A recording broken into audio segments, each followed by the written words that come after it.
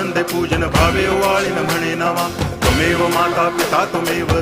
बंधुश्च सखा त्वमेव विद्या तरुणं त्वमेव सर्वं मम देव कायेन वाचा मनसेन्द्रियैर्वा बुद्ध्यात्मना वा प्रकृति स्वभावात् करोमि यद्यत् सकलं परस्मै नारायणायति समर्पयामि अच्युतं केशवं रामनारायणं कृष्णदामोदरं वासुदेवं हरि गिरिधरं माधवं गोपिकावल्लभं जानकीनायकं रामचन्द्रं भजे हरे राम